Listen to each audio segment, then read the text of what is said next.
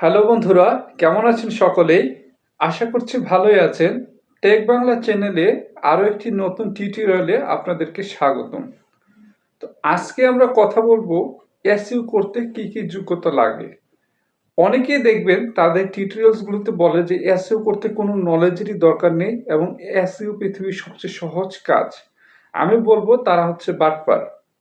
ওদের থেকে দূরে থাকুন। কিরকম বাটপার? এসইও করতে জ্ঞান লাগে না বলে সে আপনাকে ভিডিওটা দেখাবে, ভিডিও শেষে আপনি কিছু বুঝতে পারবেন না, শিখতেও পারবেন না, অর্থাৎ তার ভিউজটা পারবে।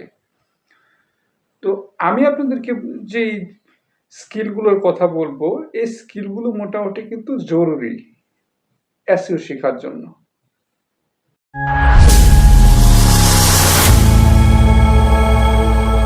তো চলে যাই স্কিলগুলোর দিকে। প্রথমত, আমরা যদি এসইও শিখতে চাই, সেটার জন্য যে স্কিলটা থাকা লাগবে, বেসিক ইংলিশ নলেজ থাকা লাগবে এবং বেসিক কম্পিউটিং নলেজটা থাকা লাগবে। এখন বেসিক ইংলিশ কোনটা? মানে মোটামুটি ধরনের ইংরেজি পড়তে জানা বা লেখা দেখলে বুঝতে জানা, বিভিন্ন ওয়েবসাইটে যাওয়া, ব্রাউজ করা, অর্থাৎ ওই যে কম্পিউটিং নলেজ বা অ্যান্ড্রয়েড ফোন ব্যবহার করার মতো এই নলেজগুলো থাকা লাগবে। এইগুলো আমাদের 1 নাম্বার ক্রাইটেরিয়া। 2 নাম্বার যে জিনিসটা আমাদের দরকার, তো যারা এসইও শিখতে এখানে চলে আসছেন, তার মানে আপনারা বুঝতেছেন যে এসইওর কাজটা করা হয় কিওয়ার্ড রিসার্চ নিয়ে। তার মানে আপনি যদি এসইও শিখতে যান, তাহলে আপনাকে অবশ্যই কিওয়ার্ড রিসার্চের কিছু নলেজ থাকা লাগবে। যেমন 2-4টা অ্যাপস এর নাম অন্তত পক্ষে জানা লাগবে, 2-একটা ওয়েবসাইটের নাম অন্তত পক্ষে জানা লাগবে, যেখান থেকে আপনি কিওয়ার্ডস গুলো জেনারেট করতে পারবেন। ফর এক্সাম্পল, আমি যদি বলি যে কিওয়ার্ড রিসার্চে বর্তমানে সবচেয়ে ভালো টুলস কি, অনেকেই বলবেন বিডাইকিউ আছে, টিউববাডি আছে, কিংবা ওয়েবসাইট বললে কিওয়ার্ড প্ল্যানার বলবেন বা সামরাইজ বলবেন, এরকম আর কি। অর্থাৎ এইরকম টুকিটাকি নলেজটা কিন্তু এসইও সম্পর্কে আমাদের জানা থাকতে হবে। এইটুকু না জানলে তো হবে না। তো 2টা স্কিল কিন্তু আমাদের হয়ে গেল। 3 নাম্বার যে স্কিলটা আমাদের জানা লাগবে সেটা হচ্ছে গিয়ে থাম্বনেইল ডিজাইন করা জানতে হবে। কেন থাম্বনেইল ডিজাইন করা জানতে হবে? এসইও করে যে আপনি ভিডিওটা পাঠাবেন মানুষের সামনে, সেখানে যদি থাম্বনেইলটা প্রফেশনাল না হয়, তাহলে তো মানুষ আপনার ভিডিওতে ক্লিক করবে না, তাহলে আলটিমেটলি ভিউজ আসবে না। সেই এসইওর তো আসলে কোনো লাভ নেই, তাই না? তো যারা গ্রাফিক্স ডিজাইন পারেন তারা তো হচ্ছে গিয়ে ভালো, নিজে নিজেই ডিজাইন করে খুব ভালো একটা থাম্বনেল জেনারেট করতে পারবেন। বাট যারা জানেন না, তাদের কিন্তু মিনিমাম 2-1টা থাম্বনেল ক্রিয়েট করার মতো অ্যাপস সম্পর্কে জানতে হবে। সেটা হতে পারে ক্যানভা প্রো, সেটা হতে পারে পিক্সেল ল্যাব, বা যে যেটা ইউজ করেন। মানে থাম্বনেলটা একটু আকর্ষণীয় এবং প্রফেশনাল না হলে এসইওর রেজাল্টটা কিন্তু আসে না ভালোভাবে। তারপর যেটা জানতে হবে, স্ক্রিপ্ট রাইটিং জানতে হবে, কপি রাইটিং জানতে হবে। এটা কি একটু বুঝিয়ে বলি, এটা অনেকের মাথায় আবার ঢুকতে চায় না। তো দেখুন, যাচ্ছে তাই ভাবে আপনি যদি একটা ভিডিও করে ফেলেন আর আশা করেন সেটাতে এসইও করার পর লাখ লাখ ভিউজ আসবে, কিন্তু আপনার ক্লায়েন্টই আপনাকে এরকম একটা ভিডিও দিল যে ভিডিওটা একদম বস্তা পচা, ওটার কোনো ভিউয়ার্স নাই, তাহলে আপনার এসইও করে লাভটা কি? তাহলে এসইও করার আগে স্ক্রিপ্ট রাইটিংটা জানতে হবে, অর্থাৎ এসইও ফ্রেন্ডলি ভাবে ভিডিওটা শুট করতে হবে। তো এসইও ফ্রেন্ডলিটা কিরকম? জাস্ট একটি এক্সাম্পল দেই। এটা অনেক ধরনের ওয়ে আছে, আমি একটা এক্সাম্পল দেবো আর কি। ধরে নেন আপনি হচ্ছে কি একটা ব্লগার চ্যানেলের এসইওর কাজ পেয়েছেন, অথবা আপনি নিজেই ফুড ব্লগার। তাহলে আপনার ভিডিওটা শুট করতে হবে এরকম একটা সাসপেন্স ক্রিয়েট করে, অর্থাৎ এরকম একটা কৌতূহল ক্রিয়েট করে ভিডিওটা শুট করতে হবে, যাতে অডিয়েন্সরা আপনার ভিডিওটা শেষ পর্যন্ত কন্টিনিউ করতে বাধ্য হয়। এটা যদি আপনি না বুঝে থাকেন, আপনাকে আরেকটু বুঝিয়ে দিই। ধরে নেন আপনি আজকে বানাবেন কিচ্ছু না, ঝালমুড়ি বানাবেন। এখন ঝালমুড়ি বানাবেন যদি সহজেই আপনি বলে দেন, তাহলে সেটা কিন্তু আপনার খুব একটা অডিয়েন্স গ্র্যাব করবে না। অথচ আপনি যদি সেম কাজটাই বলেন যে আমি জলপাইয়ের আচারের তেল দিয়ে এরকম একটা নাস্তা বানালাম, যেই নাস্তাটা খেয়ে সবাই ফিদা হয়ে গেল, তখন কিন্তু মানুষজন চিন্তা করবে টাইটেল এটা কি লিখলো, বা ভিডিওর প্রথমে এই জিনিসটা কি বললো, একটু দেখে আসি। অর্থাৎ এই নলেজটুকু কিন্তু আপনার থাকা লাগবে। স্ক্রিপ্ট রাইটিং, যে আমার ভিডিও শুটিংটা কিরকম হবে বা কিরকম করলে অডিয়েন্সকে আমি পাবো, এনগেজ করতে পারবো। তারপর যে জিনিসটা আসে ভিডিও এডিটিং স্কিল।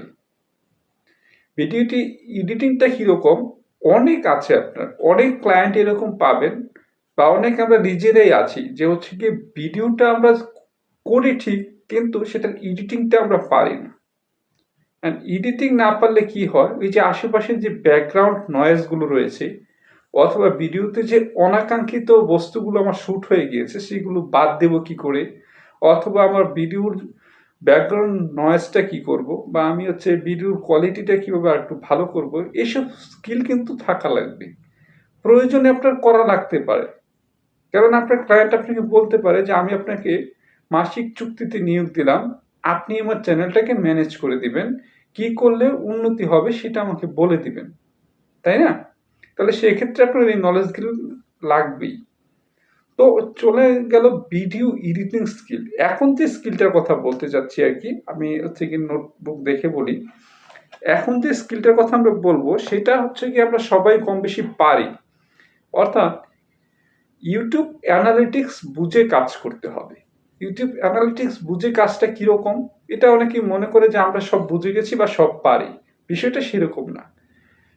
অ্যানালিটিক্স দেখে আপনার এসইওটাকে বারবার চেঞ্জ করতে হইতে পারে। যেমন আপনি একটা ভিডিওর জন্য যখন থাম্বনেলটা সেট করেন সেটা সিটিআরটা লো আসলো, তার মানে কি আপনার থাম্বনেলটা চেঞ্জ করতে হবে। অথবা আপনি একটা ভিডিওর জন্য যেরকম টাইটেলটা ব্যবহার করেছেন সেটা সার্চেবল হচ্ছে না, সার্চ লিস্টে আসতেছে না, তার মানে আপনার টাইটেলটা কিঞ্চিত পরিবর্তন নিয়ে আসতে হবে। মানে এই নলেজগুলো না একটু থাকা লাগবে আর কি। অর্থাৎ আপনি এসইও করার সাথে সাথে এইসব নলেজ কিন্তু আপনার সবসময় লাগবে। এখন আপনি নিজের ভিডিওর জন্য করেন অথবা সেটা আপনার ক্লায়েন্টের ভিডিওর জন্য করেন। যে কথায় ছিলাম যে অ্যানালিটিক্স বুঝে বা অ্যালগরিদম বুঝে কাজ করার চেষ্টা থাকতে হবে। তারপর এবং সবচেয়ে ইম্পর্টেন্ট যে জিনিসটা থাকা লাগবে সেটা নিয়ে এখন আলোচনা করব, অর্থাৎ আপনার ভিতরে প্রচুর পরিমাণে ধৈর্য থাকা লাগবে।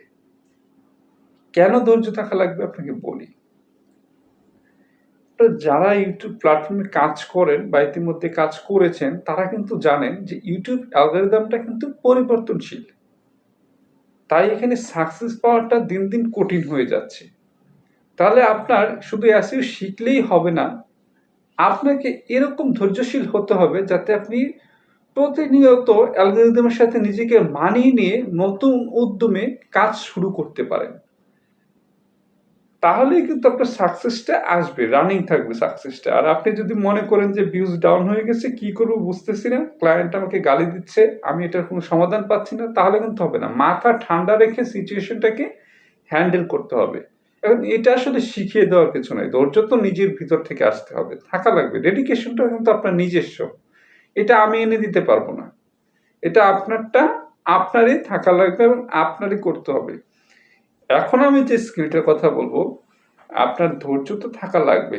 এসইওর আরেকটা স্কিল হচ্ছে গিয়ে যে এসইও যদি আপনি করতে চান তাহলে অবশ্যই এসইও রিলেটেড কিছু বেসিক নলেজ কিন্তু আপনার জানা লাগবে। এখন এসইও রিলেটেড বেসিক নলেজ কোনটা? এসইও রিলেটেড বেসিক নলেজ মানে আপনি তো শুরুতেই এসইও শিখে যান নাই, কিন্তু বেসিক নলেজ হচ্ছে আপনার এরকম, ধরে নেন আপনি ইউটিউবে কাজ করব আমরা এসইও নিয়ে, তাহলে ইউটিউবে কিছু বেসিক হিস্ট্রি বা ইউটিউবে কিরকম কিওয়ার্ডসের কিরকম ভ্যালু আছে, কোনটার সার্চ ভ্যালু কিরকম, এই জিনিসগুলো কিন্তু আমাদের মাথায় থাকতে হবে। এবং কোন টপিকটা নিয়ে কিভাবে এসইও করলে আমরা হচ্ছে সফলতা পাবো সেটা কিন্তু নিজেকে খুঁজে বের করতে হবে। এটা আপনাকে কোনো টিউটোরিয়াল কিংবা কোনো মেন্টর বা আমি নিজেও কিন্তু আপনাকে ধরিয়ে দিতে পারবো না, এটা আপনার নিজের খুঁজে বের করতে হবে। তাহলে আমরা যদি আমাদের আজকের ভিডিওটাকে সামারি করি তাহলে আমরা একটা জিনিস কিন্তু ক্লিয়ার ভাবে বুঝতে পারবো যে এসইও জিনিসটা মোটেও সহজ নয়, আবার একেবারে কঠিনও নয়। তাহলে এসইওটা কি? এসইওটা হচ্ছে স্মার্ট পিপলদের জন্য। লাখ লাখ কন্টেন্ট ক্রিয়েটর প্রতিনিয়ত ইউটিউবে আসবে, আবার তারা হারিয়ে যাবে। আর যারা হচ্ছে এসইওটাকে শিখে স্মার্টভাবে তার চ্যানেলে অ্যাপ্লাই করতে পারবে অথবা ক্লায়েন্টের চ্যানেলে অ্যাপ্লাই করতে পারবে, কেবলমাত্র তারাই কিন্তু সাকসেস পাবে। তাহলে এসইওর জন্য কি করতে হবে? আমাদের বেসিক নলেজগুলো গ্যাদার করতে হবে, টুকটাক এডিটিংটা জানতে হবে, প্রচুর পরিমাণে ধৈর্য থাকা লাগবে এবং ইউটিউব অ্যানালিটিক্সটা বোঝার মতো সক্ষমতা আমাদের থাকতে হবে। এই হচ্ছে মুদ্রা কথা। এটুকু হলেই মোটামুটি ধরে নেওয়া যায় যে আমরা এসইও করে সফলতা পাবো। আমি কোনো পয়েন্ট মিস করে ফেললাম কিনা সেটা আপনারা কিন্তু কমেন্ট করে জানাতে পারেন। কেননা এসইওর স্কিল তো এগুলোই না, শুধু আরো অনেকগুলো থাকতে পারে। আমার দৃষ্টিতে যেগুলো ইম্পর্টেন্ট লেগেছে সেগুলো কিন্তু আলোচনা করেছি। তো আজকের ভিডিওটি আর লং করব না। যারা এই পর্যন্ত এসে গিয়েছেন তাদের উদ্দেশ্যে একটা কথাই বলবো যে ইউটিউব ভিডিও দেখাটা কিন্তু সম্পূর্ণ ফ্রি। আর আপনি যে নলেজটা আমার ভিডিওটা দেখে গ্যাদার করেছেন সেটা যদি আপনি আর বিভিন্ন জায়গায় শেয়ার করে দেন, নতুন নতুন মানুষজন কিন্তু এই নলেজটা পেয়ে যাবে। এইটুকু কিন্তু আপনি করতেই পারেন। তো ধন্যবাদ, সকলে ভালো থাকবেন। দেখা হবে নতুন কোনো টিউটোরিয়ালস নিয়ে। আল্লাহ হাফিজ।